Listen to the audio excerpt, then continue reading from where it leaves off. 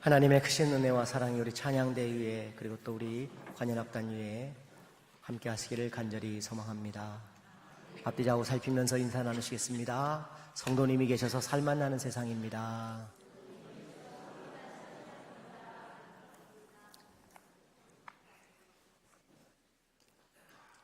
약간 대충이신데요. 간절함이 없어 보이십니다. 사순절 기간 동안에 우리가 지금 강단을 예쁘게 장식했잖아요. 장식했는데 비밀이 하나 숨겨져 있습니다. 바닥에 자갈이 몇 개 깔려 있어요. 저 자갈이 아무도 가져가시면 안 됩니다. 갈릴리 바닷가의 자갈입니다. 그리고 거기에 지금 권사님 한 분이 저에게 신해산 돌을 주셨어요. 신해산에 가셔서 가져오신 돌을 저기다 올려놓으셨어요. 그래서 너무 의미가 있어서 같이 다 이렇게 올려놓은 묘한 장식이 되었습니다. 공간의 신학, 웨버 예배학 신학책에 나오는데 공간의 신학, 매 순간마다 매 예배 공간마다 십자가의 사건이 재현되고 그리스도를 기념하게 하는 공간은 우리에게 필요하기 때문에 이런 게 필요한 겁니다. 그렇게 잘 이해해 주시기를 부탁드리겠습니다. 오늘 주보 가지고 계시죠? 주보 10페이지를 펼쳐보시겠습니다. 10페이지에 보시면 십자가 보이십니까? 보이세요? 반응을 크게 하시게요. 보이세요? 예, 이게 전 세계로 나가는 유튜브라서 우리가 반응을 잘 해주셔야 좋습니다. 냄새를 맡아보시면 향기가 납니다. 나십니까? 예, 냄새 나요? 예, 이것이 성경에 오늘 본문에 나와 있는 나드 향입니다. 예, 나드 향. 전 세계 어떤 교회에서도 맡아볼 수 없는 이 나드 향을 여러분이 오늘 예배 시간에 직접 맡고 계십니다. 자, 그만 내려놓으세요, 이제. 그만 내려놓으세요. 나는 안 난다. 그럼 병원 가셔야지. 그거 가지고 하시면 안 됩니다, 이제.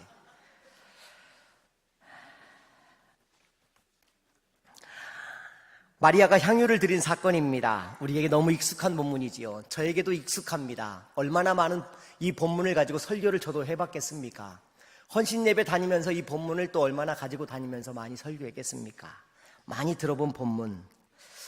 그래서일까요? 저는 캐비넷에서 얼마든지 전에 썼던 설교 원고를 찾아서 설교해도 괜찮았을 텐데 성령께서 토요일 저녁, 어제 저녁 9시까지 한 줄도 설교 원고를 쓰지 못하게 하셨습니다.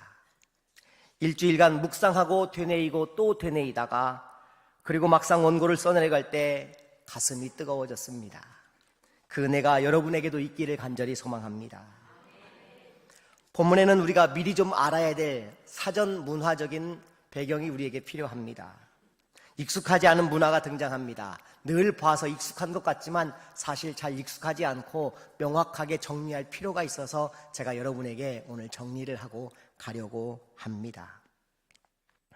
옥합 여기에 등장하지요. 이스라엘 백성들은 옥합에 이제 나드를 넣었습니다. 실제로 옥으로 만들어진 옥합입니다. 이게 옥입니다, 옥. 그런데 성경에 나와 있는 옥합은 그런 옥이 아니라 이게 대리석의 느낌이 되어 있는 옥입니다.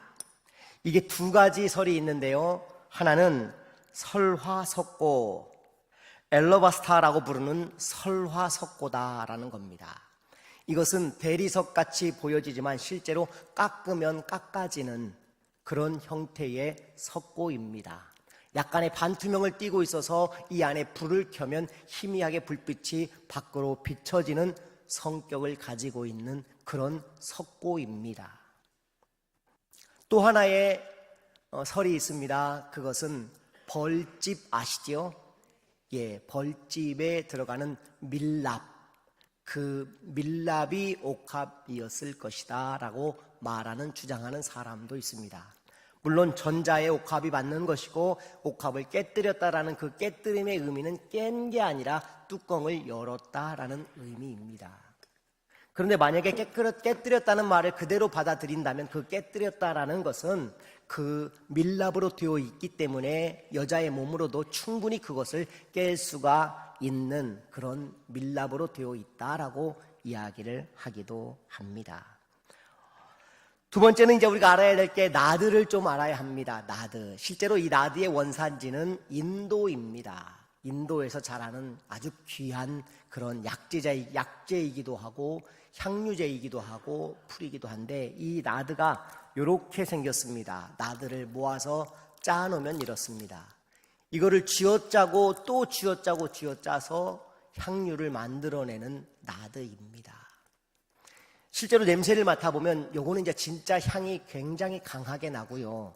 지금 여러분이 냄새를 맡으신 그 나드의 향은 올리브유가 섞여 있는 그런 나드입니다. 이스라엘에서 기름으로 사용될 때는 모든 기름의 베이스는 항상 기름 부었다 할 때에는 수많은 약재들이 섞이지만 기본적으로 올리브유가 제일 많이 기본적으로 기름에 섞여서 사용이 되어집니다. 순전한 나드만 들어있는 그 향을 부었다라고 오늘 성경이 말하고 있습니다. 올리브유를 부으면 얼마든지 늘려서 금방 만들겠지요. 또 어떤 때에는 그 양을 늘리기 위해 포도주를 붓는 경우도 있었다고 합니다. 그런데 순전한 나드만 있는 거, 이 나드를 쥐어짜고 또 쥐어짜고 쥐어짜서 옥합 하나를 만들었는데, 이 한 옥합은 한 근이라고 지금 되어 있습니다. 한 근의 무게가 얼만큼 될까요? 여러분, 한 근의 무게를 아세요 혹시? 몇 그램이요? 예, 정확히 아시네요. 600g. 예, 옛날에 소고기 사러 다녀보신 분들은 잘 압니다. 명절에 가서 소고기 한 근만 주세요 하면 620g 든든하게 주는 정이 있었지 않습니까? 그 600g. 그런데 여기 나와 있는 이 나드 한 근이라는 것은 1리트라라고 원어에 기록이 되어져 있습니다. 그러면 1리트라는 정확히 얼만큼의 분량이냐? 이스라엘의 한 근과 우리의 한 근이 전혀 다릅니다. 1리트라는 무려 12온스밖에 되지 않습니다. 12온스, 이건 또 이해가 잘 안 되죠. 12온스의 그 무게는 정확하게 127ml. 미리와 그람이 똑같은 거 아시죠? 그러면 327ml이기 때문에 327g입니다.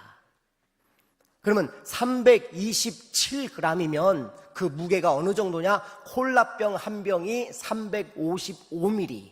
그러니까 콜라병이나 사이다병보다 조금 미치지 못하기 때문에 대략 우리가 이스라엘의 한 근이다, 성경에 나와 있는 한 근이다 부를 때에는 콜라병 한 병 정도의 무게라 우리가 이해하시면 될 것 같습니다. 그러니까 우리가 알던 한 근과 딱 반절이 줄어들어 버린 것입니다. 이것이 오늘 본문을 만나기 전에 우리가 좀 먼저 알면 도움이 되는 이야기들이고요. 실제로 성경에는 많은 기름들이 등장합니다. 메시아의 향기라는 기름이 있습니다. 이것도 성경에 나와 있는 기름이고요.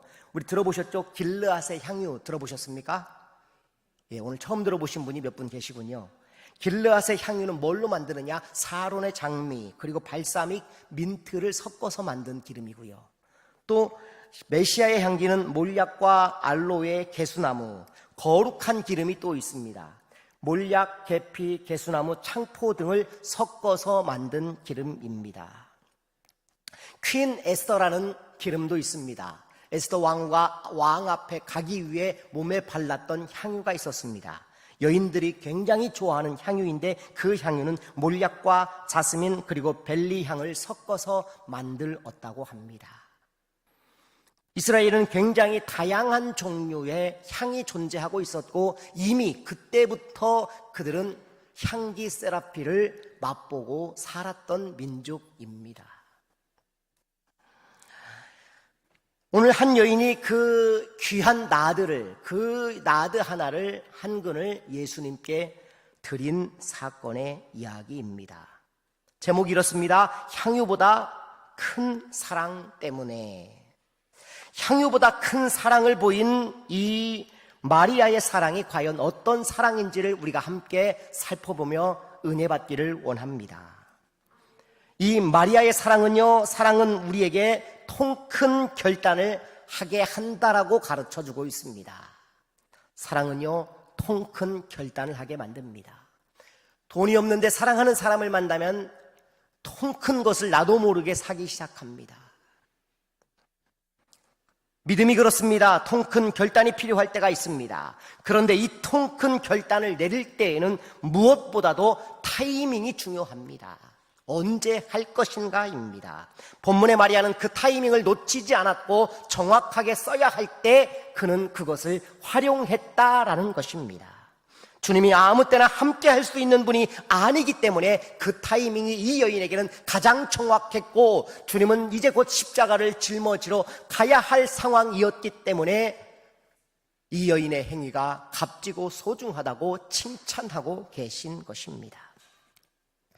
성경의 퍼즐을 한번 맞춰보려고 합니다.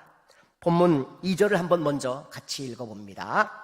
거기서 예수를 위하여 잔치할세 마르다는 일을 하고 나사로는 예수와 함께 앉은 자 중에 있더라. 여러분, 우리가 잘 알지요. 누구를? 마르다를 잘 압니다. 마르다는 뭐 잘합니까? 일 잘해요. 일 잘해요. 일 중심의 사람입니다. 여기서도 음식 만드는 일을 했을 것 같습니다. 분주하게 청소도 했을 것 같습니다. 그런데 이 동네에 지금 잔치가 벌어지고 있다는 것입니다. 성경은 이 마르다의 달란트를 빠뜨리지 않고 정확하게 언급하고 있는 것이 특이합니다.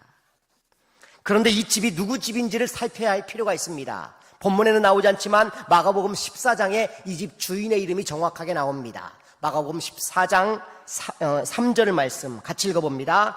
예수께서 베다니 나병 환자 시몬의 집에서 식사하실 때에 한 여자가 매우 값진 향유 곧 순전한 나드 한 옥합을 가지고 와서 그 옥합을 깨뜨려 예수의 머리에 부으니.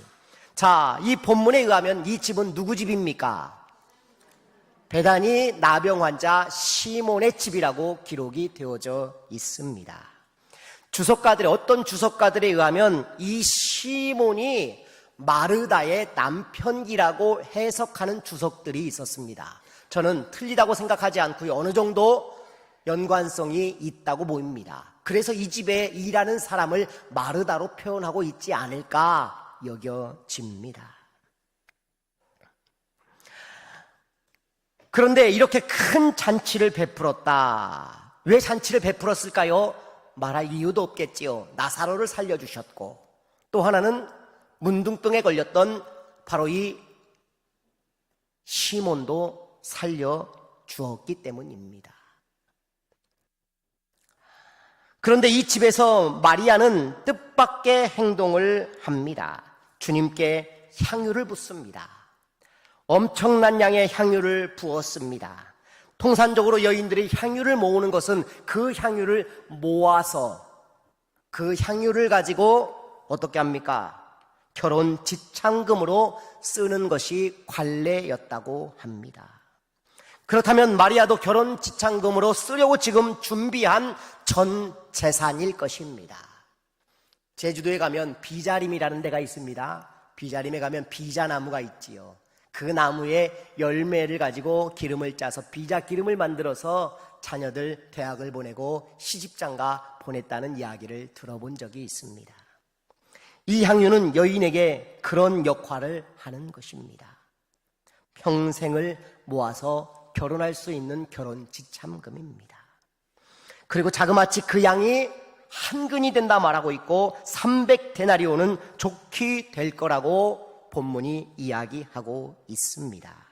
하루 품삯이 한 데나리온입니다. 그러면 300데나리온은 하루 품삯이 아니라 300일치의 사람의 품삯이기 때문에 이건 1년 연봉에 해당하는 금액인 것입니다. 마르다는 통 큰 선택을 했습니다. 아무나 하지 못합니다. 왜 이것이 가능했을까요? 주님 사랑하기 때문입니다. 사랑이 먼저였기 때문에 이 통 큰 결정이 그에게 내려질 수 있었던 것입니다. 가끔 우리도 통 큰 선택을 해야 할 때가 있습니다. 마리아는 오라버니 나사로를 주님이 살려주셨으니 얼마나 주님이 좋았겠습니까? 어디 그뿐입니까? 나병 환자, 어쩌면 이분이 형부일 수도 있습니다. 형부를 살려주셨으니, 그를 고쳐주셨으니 얼마나 감사한 일입니까? 집안에 있는 남자는 딱 둘이었습니다. 이 두 남자를 우리 주님이 고쳐주시고 살려주셨던 것입니다. 그러나 더 중요한 건 그는 지금 예수님을 메시아로 보고 있다는 사실입니다. 나의 구세주, 사랑하지 않을 수 없는 그분이었기 때문에 그에게는 이런 결단이 따라올 수 있었던 것입니다. 이전 교회의 이야기입니다. 이전 교회 성도님들이 제 설교를 가끔 유튜브에 들어오셔서 듣는 분이 꽤 많으시더라고요. 그래서 꾸밈없이 이야기를 하려고 합니다. 개척교회 4년 제가 어렵게 군산에서 목회하다가 이전 교회로 34살에 부임을 했습니다. 첫 사례비를 책정해 주셨는데 기대 이상이었습니다. 그때가 11월이었고 12월까지 2달분의 사례를 받았는데 교인들이 제가 좋으셨는지 마음에 들었던 모양입니다. 사례비를 인상해 주셨습니다. 꽤 많았는데 또 사례비를 그 농촌교회에서 그것도 20년 전에 20만 원을 인상해 주셨습니다. 그래서 제가 10만 원을 깎아달라고 요청을 드렸고 10만 원을 깎았습니다. 그리고 1년이 지났습니다. 그런데 그해 연말에 어쩐 일인지 7만 원을 인상해 주십니다. 전년도에 10만 원 깎았으니까 10만 원 채워주실 줄 알았는데 7만 원 애매한 비용을 인상해 주셨습니다. 속물인 제가 그 이야기를 듣고 기분이 편치 않았습니다. 7만 원의 인상의 결정에 서운함이 그대로 배어 있었고 그 서운함을 이야기했습니다. 그리고 저는 솔직히 그날 밤 그 서운함에 잠을 자지 못했습니다. 속물이었지요. 다음날 새벽에 주님이 말씀하십니다. 기도를 하려고 앉았는데 주님이 말씀하세요. 너 목사 맞니? 하고 물어보십니다. 얼마나 그 전날의 행동이 부끄러웠는지 모릅니다. 울고 또 울고. 그리고 그 이후 연말 재정부 모임이 되면 결산을 마치고 예산을 세울 때 목사가 자리를 비켜주잖아요. 목사 사례를 이야기하니까. 비켜줄 때에 그 한 해를 빼고는 지난 19년 동안 그 한 해 빼고 똑같은 이야기를 반복하고 나갔습니다. 올려주시면 좋습니다. 그러나 동결도 감사합니다. 그러나 깎아도 교회 형편을 여러분이 제일 잘 아시기 때문에 감사합니다. 5분 안에, 정말 5분 안에 빨리 맞춰주십시오. 여러분이 목사의 사례를 길게 논쟁하는 건 아무리 봐도 은혜롭지 못할 것 같습니다. 그리고 자리를 비껴드렸고 그렇게 19년의 세월을 보냈습니다.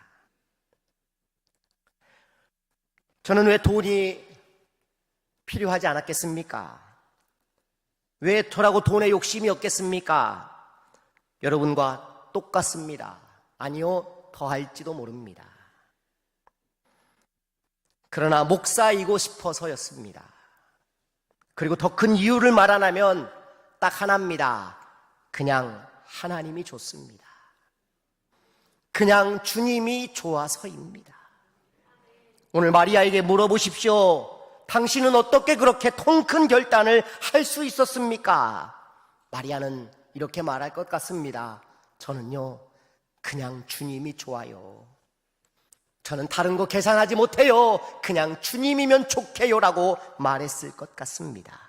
300데나리온보다 나드 한 근보다 저는 주님이 더 좋거든요 라고 말할 수 있는 사람이었을 것 같습니다. 고린도전서 13장 2절에 보니까 내가 예언하는 능력이 있어 모든 비밀과 모든 지식을 알고 또 산을 옮길 만한 모든 믿음이 있을지라도 사랑이 없으면 내가 아무것도 아니요. 그렇습니다. 아무리 우리가 재능과 능력과 많은 것을 다 가졌을지라도 주님을 향한 사랑, 이웃을 향한 사랑, 내 안에 그 사랑을 잃어버렸다면 성경은 아무것도 아니라고 우리에게 가르쳐주고 있습니다. 주님 사랑하십니까?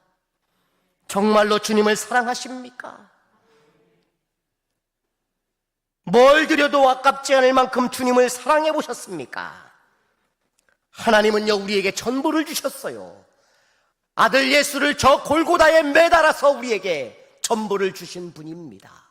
왜요? 우리에게 다 주어도 아깝지 않다고 여기는 분이셨기 때문입니다. 그 사랑 기억하는 저와 여러분 되기를 주의 이름으로 축원합니다.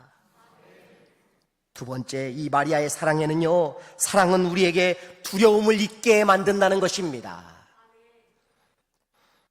우리는 오늘 본문에서 마리아의 결단 속에 목숨을 건 사랑을 보아야 합니다. 두려움을 이겨낸 사랑을 보아야 합니다. 이게 무슨 말이냐? 읽진 않았지만 오늘 본문 바로 앞에 11장 마지막 절 57절을 한번 보십시오. 같이 읽어봅니다. 이에 대제사장들과 바리새인들이 누구든지 예수 있는 곳을 알거든 신고하여 잡게 하라 명령하였음이러라. 자, 무슨 말입니까? 예수님은 지금 지명 수배 중입니다. 가뜩이나 법을 어기면서 지명 수배된 예수님을 자기 가정에 초청한 것입니다.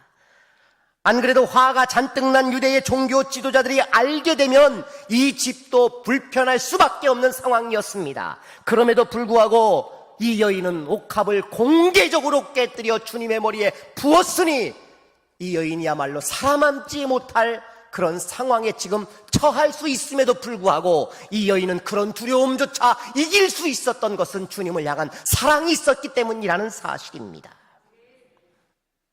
대단한 결심입니다. 여러분, 제자들도요, 주님이 잡혀가셨을 때에는 다 뿔뿔이 도망가 버린 제자들이었습니다. 그런데 이 여인은 대단한 결심을 한 것입니다. 사람이요, 사랑을 하면 보이는 게 없습니다. 지금 마리아의 이런 선택은 위험을 무릅쓴 선택, 두려움을 이기게 하는 사랑이었던 것입니다. 사랑은 훗날의 문제에 집중하지 않습니다. 지금 내가 하나님 앞에 서 있는 것이 귀함을 우리가 여기며 사랑할 수 있어야 하는 것이지요. 오늘 마리아의 주님께 드림의 사건은 마리아의 이야기로 그치면 안 됩니다. 나의 이야기가 되어야 합니다. 저는 종종 하나님께 드림이 되는 사람들을 보면 통상적인 내가 받고자 하는 복에 집중하지 않음을 봅니다. 진짜 무엇인가 하나님께 내가 마음을 다하고 뜻을 다하고 내가 너무 받은 바가 크고 그 사랑 견딜 수 없어서 무엇인가를 내놓는 사람들을 보면요, 그 사람들에게 없는 것이 하나 있어요. 그들은 계산하지 않아요. 그들은요, 전폭적으로 하나님 주신 사랑 그거 하나 보면서 앞으로 내가 어떻게 살아갈까 염려하지 않아요. 주님만 보고 가는 것입니다. 그리고 이것이 얼마나 귀한 줄 아십니까? 우리가 하나님 앞에 제물을 드릴 때, 그리고 우리 하나님 앞에 예물을 드릴 때마다 느껴지는 게 있어요. 이걸 드림으로 하나님 앞에 나를 저주하지 않으셔야 될 텐데, 이걸 드리기 때문에 내가 하나님과 관계가 깨지지 않아야 되는데, 이거 드림으로 내가 복도 받아야 되는데, 이런 수많은 소원들을 가지고 하나님 앞에 예물을 드립니다. 여러분, 그런데 제물이 뭔지 아십니까? 제물이 구약시대에 제물을 드릴 때에는요, 양을 드리지 않습니까? 그리고 염소를 드리기도 하고 또 어떤 때에는 새를 비둘기를 드리기도 합니다. 이거 왜 드립니까? 왜? 하나님 나에게 복 주세요. 천만의 말씀입니다. 우리가 죄인이기 때문에 하나님 앞에 나갈 수가 없기 때문에 막혀있는 죄를 헐어버리려고 그 양을 태워드리는 것입니다. 그 태워드리는 순간 그때만큼이라도 우리에게 벌어진 일은 무엇입니까? 하나님과의 관계가 회복되어지는 것이지 복을 받기 위함이 아니라는 거예요. 본질은 우리가 복을 받는 신앙, 내가 복 받으려고 예수 믿는 신앙은요, 가장 낮은 단계의 신앙이라는 걸 여러분 기억하십시오. 내가 하나님의 사람으로 사는 은혜가 더 값지고 귀한 것이고 하나님과의 관계를 소중히 여길 줄 아는 은혜 속에 사는 사람들이 되어야 한다는 것입니다. 그 관계가 값져야 하는 것입니다. 여러분이 저에게 무언가를 주어서 값진 인생이 아니라, 제가 여러분에게 무언가를 주어서 값진 게 아니라, 여러분과 저 사이가 관계가 아름다워야, 사랑이 있어야 값진 것 아닙니까? 오늘 마리아는 그 사랑을 하고 있는 것입니다. 그 관계를 포기하지 않으려고, 그 관계가 막히지 않으려고 하나님께 드림을 하고 있는 것입니다.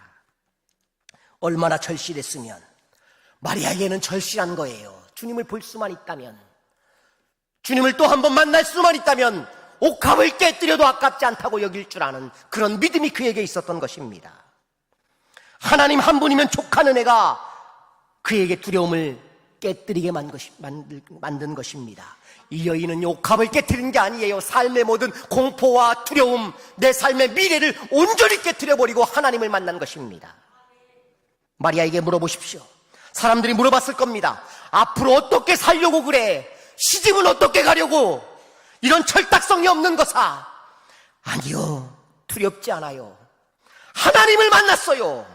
두렵지 않아요. 하나님이 내게 계신데 무엇이 두려워요? 겁나지 않아요. 저는 주님 사랑해요. 이게 그녀의 마음인 것입니다. 삶이 두려우십니까? 삶이 걱정스럽기만 합니까? 주님 사랑하셔야 합니다. 마지막 세 번째, 사랑은 계산을 전제하지 않습니다.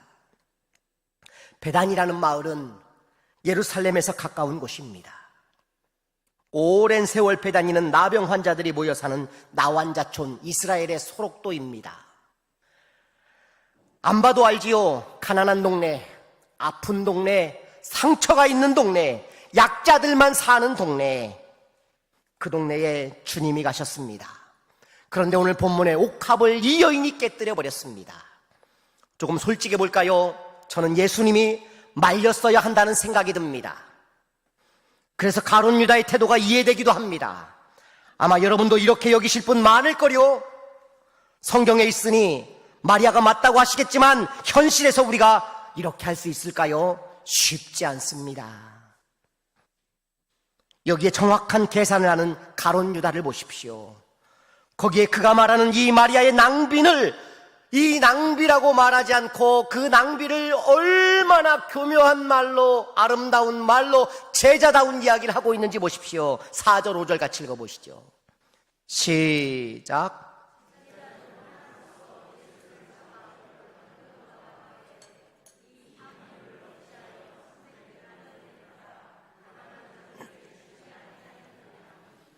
아멘. 얼마나 아름다운 말입니까?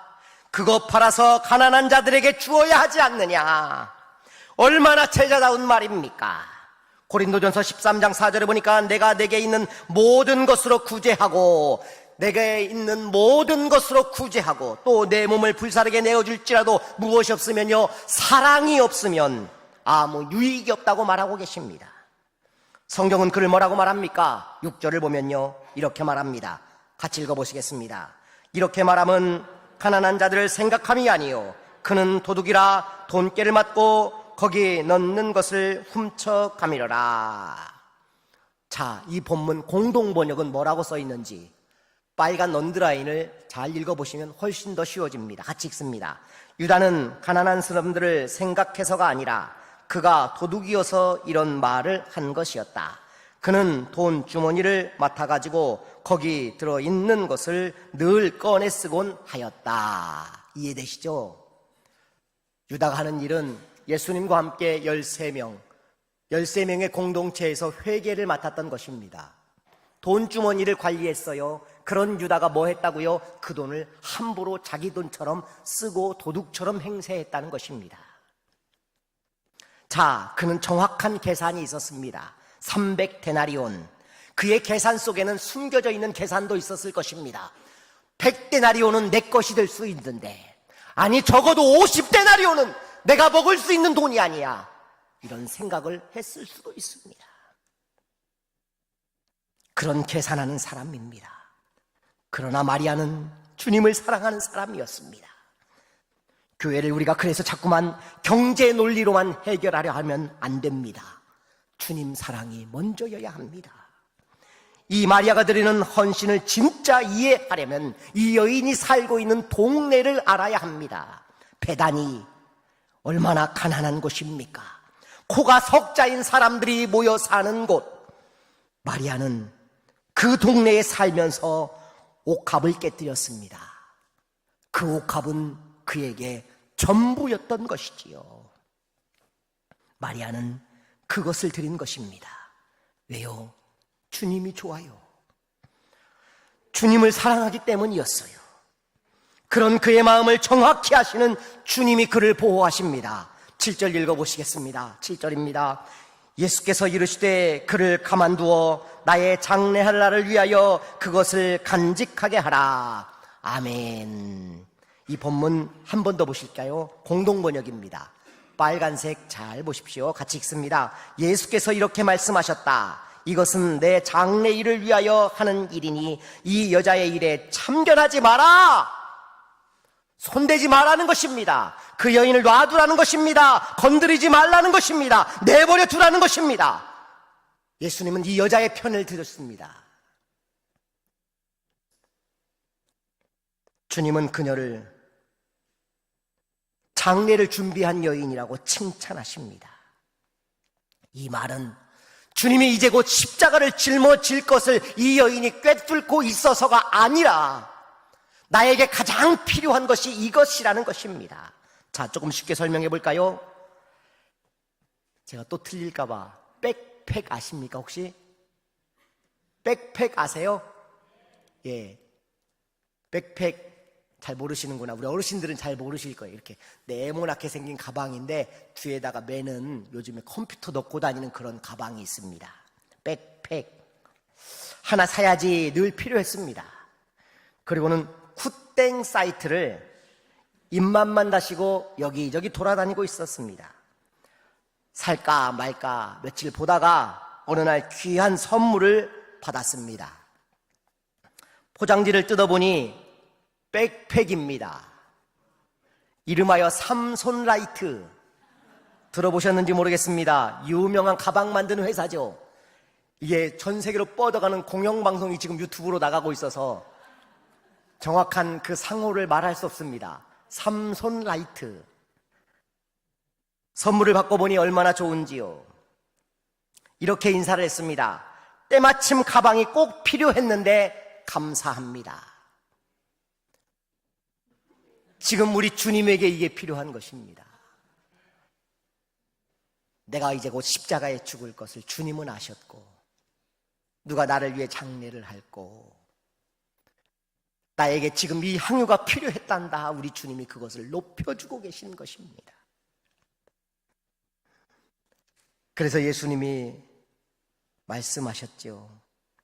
그를 가만두어 나의 장례할 날을 위하여 그것을 간직하게 하라. 그를 가만두어라. 주님은 십자가의 죽음을 아시지만 마리아는 알지 못했어요.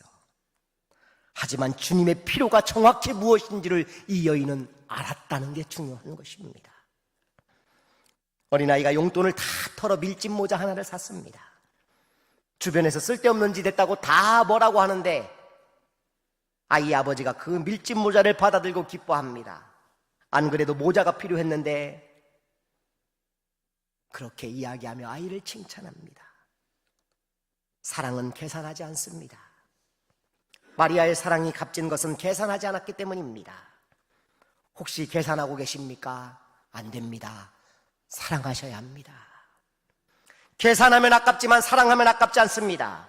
계산하면 욕심이 생기지만 사랑하면 은혜가 남습니다. 계산하면 다른 사람을 아프게 하지만 사랑하면 모두를 행복하게 합니다. 계산하면 늘 부족하지만 사랑하면 주님 한 분이면 됩니다 하고 늘 풍족한 삶, 채워져 있는 삶을 우리가 살게 되는 것입니다. 사랑하는 성도 여러분, 11장에서 베다니는 썩은 내가 진동합니다. 나사로가 죽었습니다. 가난한 동네였으니 장례인들 깨끗하게 치렀겠습니까? 냄새가 진동합니다. 그런데 이 냄새가 12장에 돌아오니 달라졌습니다. 어떤 냄새입니까? 잔치집의 냄새입니다. 그 가난한 동네에 예수님이 오시니 온통 많은 사람들이 풍족함을 누릴 수 있는 잔치가 벌어진 것입니다. 그런데 거기서 그치지 않았습니다. 한 여인이 희생했습니다. 계산하지 않았습니다. 두려움도 이겨냅니다. 그리고 주님을 향한 뜨거운 사랑으로 모든 것을 다 허비하는 통큰 결단을 내림으로 말미암아 그 안에 향유 냄새가 가득합니다. 썩은 냄새에서 음식 냄새로, 음식 냄새에서 향유 냄새로 변화되는 아름다운 마을의 이야기. 이 마을의 사건이 오늘 우리의 삶이 되기를 원합니다. 예수 알기 전에 썩어 문드러진 우리의 삶, 그러나 주님이 채워주시는 풍요로움으로, 그리고 우리 안에 그리스도의 향기가 드러날 수 있는 아름다운 삶을 우리가 살아낼 수 있어야 하지 않겠습니까? 한 여인의 지극한 주님 사랑으로 그 향유 냄새가 진동합니다. 여러분, 이것이 복음입니다. 주님 모신 곳에, 사랑 가득한 곳에, 썩어 문드러지는 우리의 삶이 풍요로움으로 채워지고 향유 가득함으로 채워지는 것, 이것이 복음입니다. 사순절 5번째 주일, 남은 기간 더 깊이 주님을 묵상하기를 원합니다. 시간과 재능, 그리고 나의 물질, 나의 건강까지도 하나님 앞에 사랑으로 옥합을 우리도 깨트릴 수 있는 용기와 도전하는 신앙 가지시기를 주의 이름으로 축원합니다. 기도하겠습니다.